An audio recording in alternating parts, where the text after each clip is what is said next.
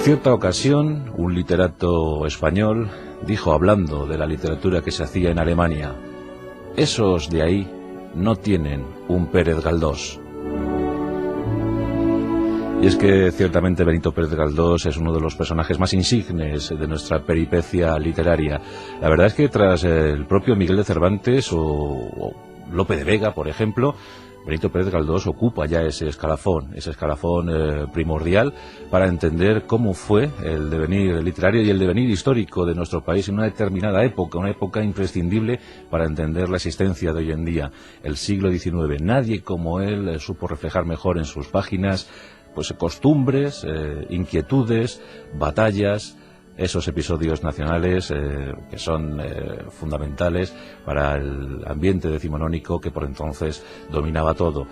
La época victoriana yo creo que supo influir en estos autores y el 19 brilla con luz propia. Benito Pérez Galdós, uno de sus máximos representantes hoy en nuestros pasajes de la historia.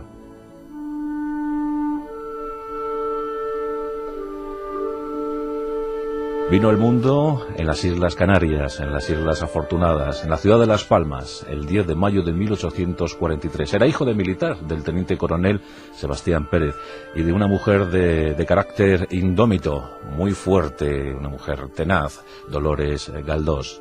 Tenían también cierta raíz cubana, y la verdad es que la relación con una primita suya provocó un viaje a Madrid que cambiaría su vida.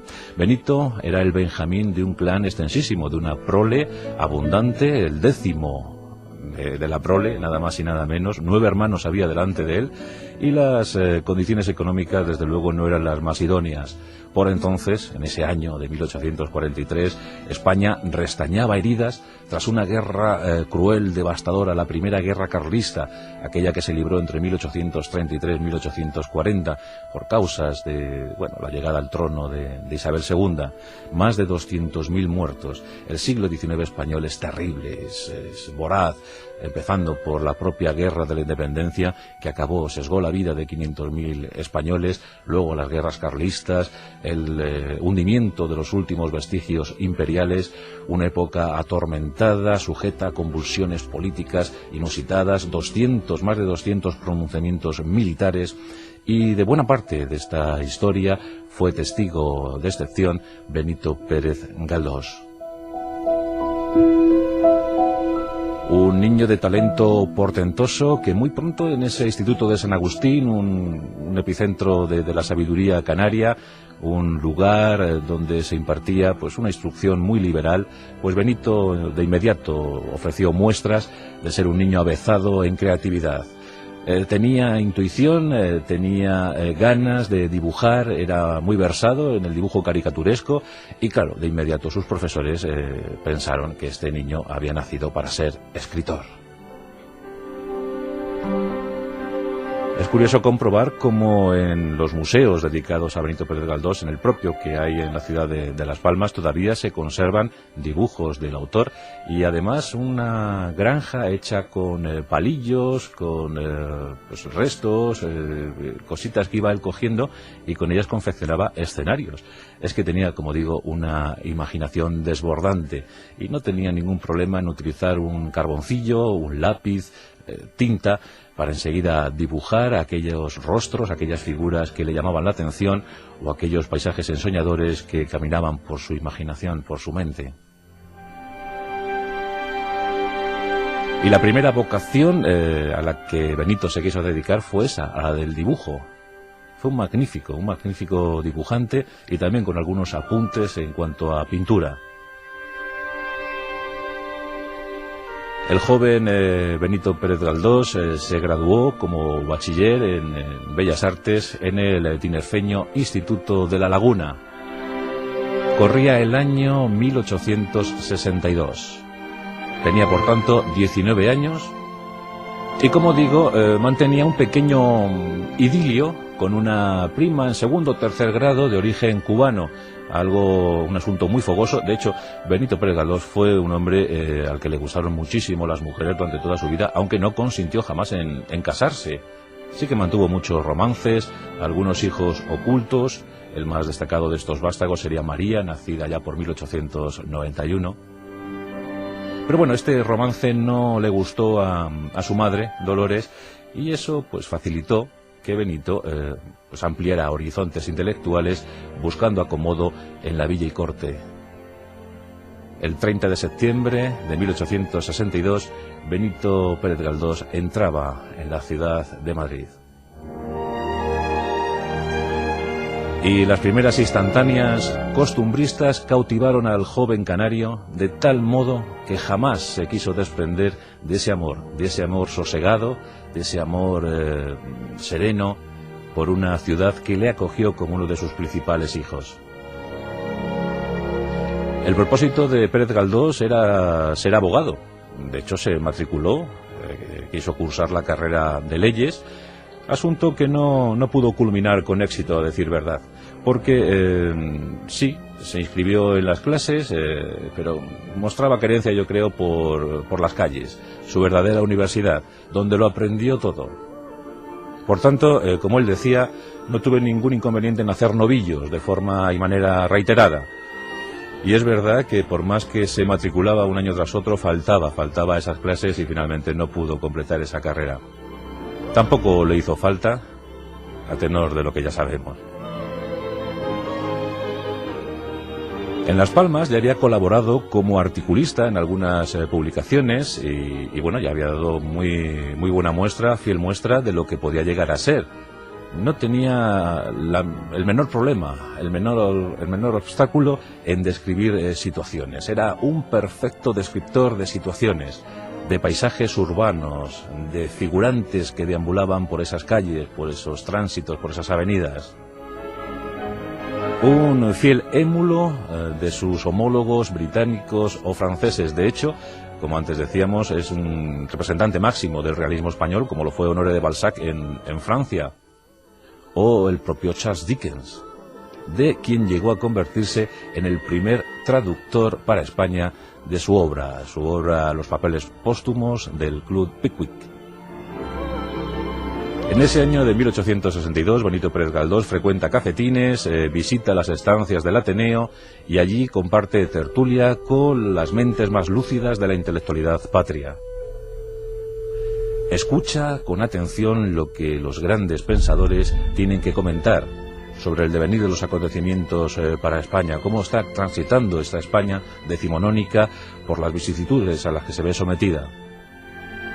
Y empieza a sembrar de opiniones esas tertulias, esos epicentros de la opinión cultivada. Y de inmediato se constata que el joven Pérez Galdós es hombre de corte liberal, progresista y en esencia republicano. Siempre mantuvo ese espíritu republicano a ultranza, como pudo luego defender nada más y nada menos que en los sillones del Parlamento, un lugar que frecuentó pues con mucha asiduidad, porque fue un político de febril actividad. Pero también Benito Pérez Galdós se consagra como gran viajero. En ese siglo XIX ya los autores románticos habían viajado por Europa, habían contado las excelencias del continente, los usos y costumbres de sus gentes, y Benito Pérez Galdós quiso saber por sí mismo cómo era Europa. En 1867 viajó a París con motivo de la Exposición Universal. En ese viaje entró en contacto con la gran literatura europea y de hecho, antes mencionábamos que trajo bajo el bolsillo, trajo dispuesto a ser traducido ese texto de Charles Dickens, su adorado Charles Dickens. Charles Dickens, un hombre que además apostó decididamente por los derechos de autor. A él deben los autores que llegaron a posteriori, pues deben poder cobrar por su obra realizada. Bueno, pues Charles Dickens fue uno de los artífices de los derechos de autor y Benito Pérez Galdós aprendió muchísimo leyendo a Dickens. Mientras tanto, iba observando la realidad de la sociedad madrileña. Esas escenas pintorescas, castizas, que tanto le marcaron. Tenía una memoria fotográfica y todo aquello que veía durante la mañana o durante la tarde era capaz de reflejarlo a pies juntillas en un papel durante la noche, durante la madrugada. Escribía, pero también leía todo. Dicen incluso que leía hasta los papeles que se encontraba tirados en el suelo. Leía las esquelas de los periódicos de cabo a rabo. Y muchas revistas se interesaron por la pluma de Benito Pérez Galdós. Y a fe que no les defraudó. Tenía cada vez más y más seguidores, más y más lectores. Me estoy acordando del propio Edgar Allan Poe. Cada vez que fichaba por alguna publicación se incrementaba notablemente el número de suscriptores. En aquel tiempo, en aquellos años, en el siglo XIX, las publicaciones hispanas pues vivían gracias a las suscripciones. Todavía no estaba extendida la venta en kiosquillos o en papelerías. Entonces, pues los suscriptores eran los que sustentaban la vida cotidiana de un periódico, de una revista semanal.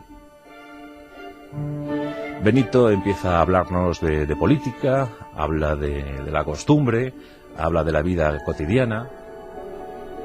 Se empieza a convertir en gran cronista de la Villa y Corte.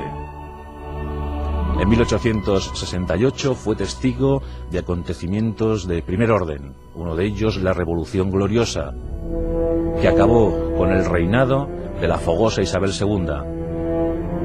La monarca borbónica apenas contaba 38 años de edad, pero tuvo que buscar exilio forzoso en París, víctima de los acontecimientos. En ese tiempo, Benito Pérez Galdós ya estaba preparando su primera novela. Esta vería la luz en 1870. Su título, La Fontana de Oro. Fueron 35 años de vida intensísima. 35 años en los que no paró de publicar novela. Hasta casi 100 títulos entre novela histórica, fue uno de los grandes padres de la novela histórica, obras teatrales y sus episodios, los episodios nacionales, una suerte de títulos compendiados en 5 colecciones y que abarcaron toda la esencia, la mejor esencia o la peor del siglo XIX español. El inicio fue espectacular, desde luego, en 1873, cuando soplaban los aires republicanos. Ahí apareció Trafalgar.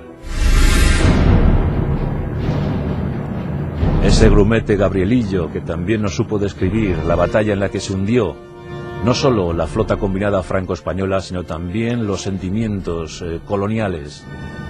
Fue el inicio, el principio del fin para lo que quedaba del Imperio español.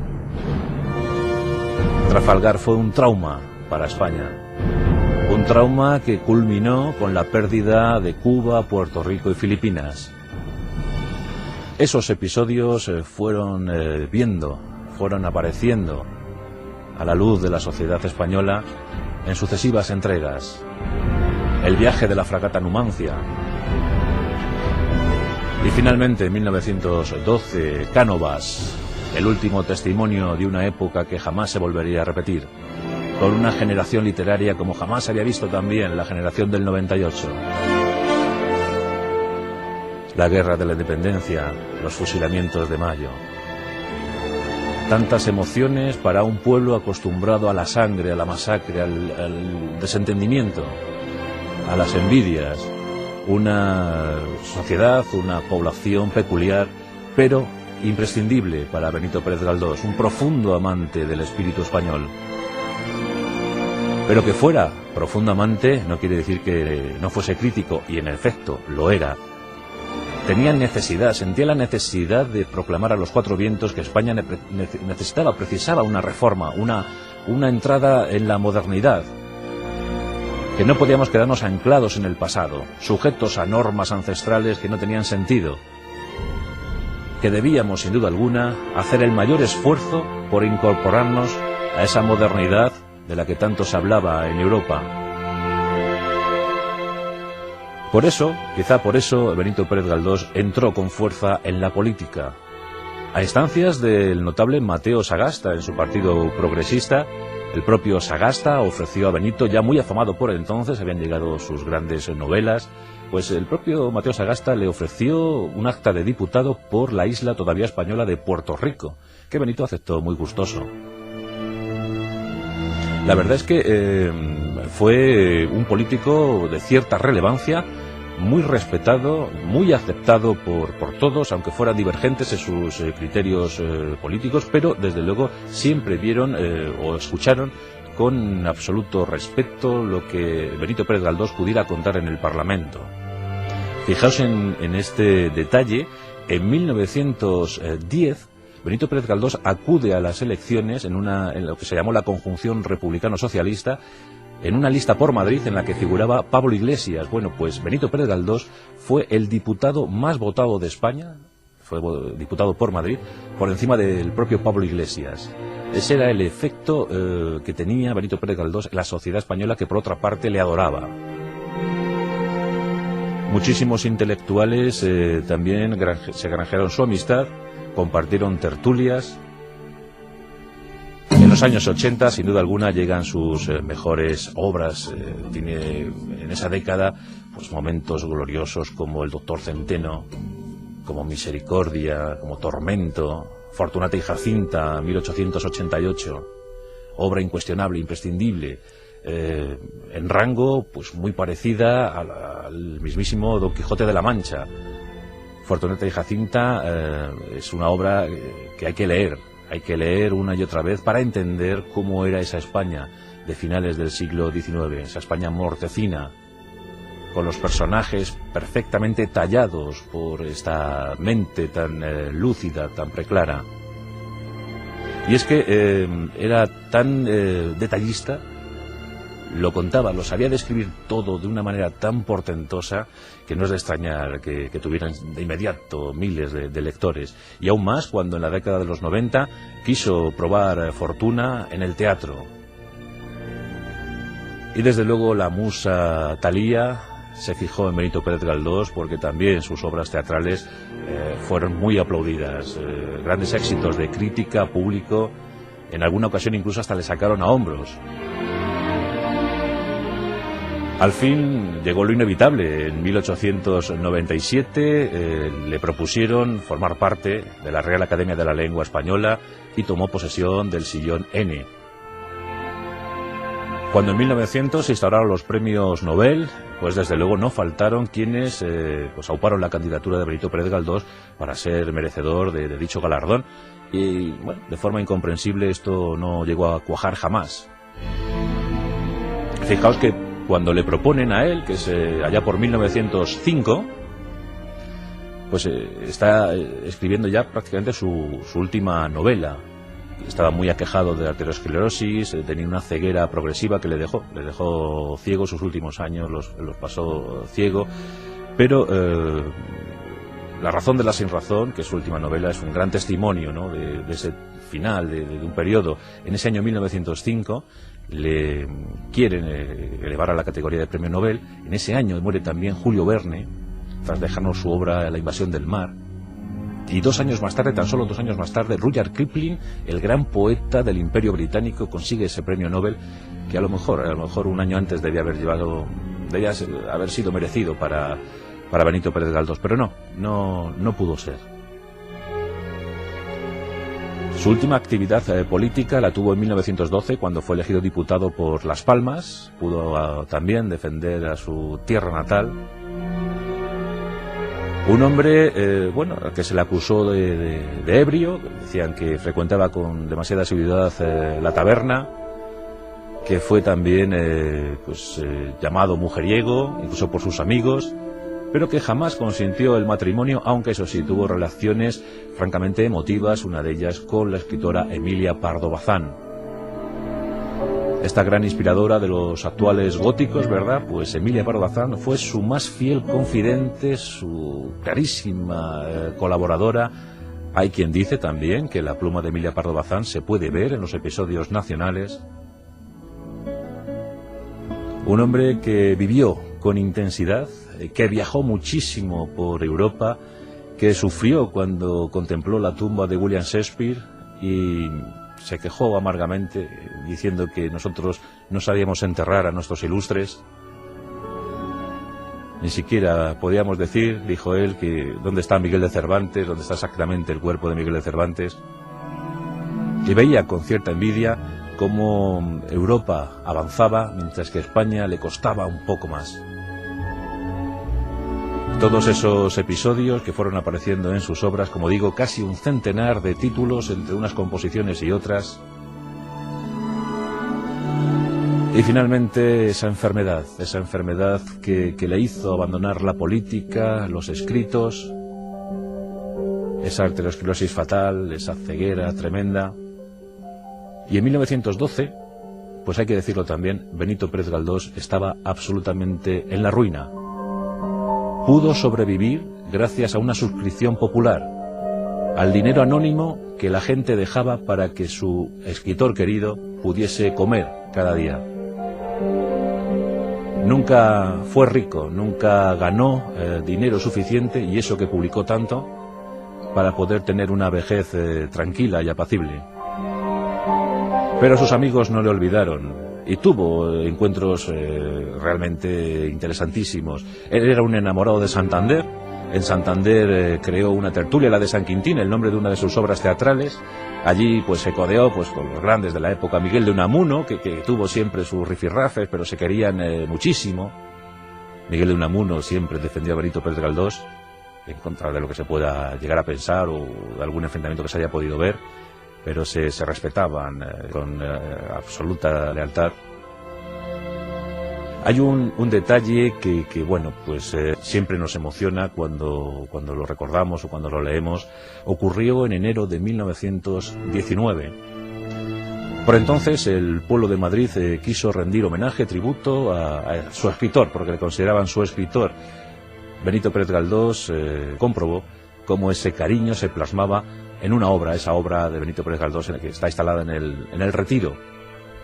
En ese enero de 1919, Benito ya no veía nada, absolutamente nada, pero quiso saber cómo le habían hecho.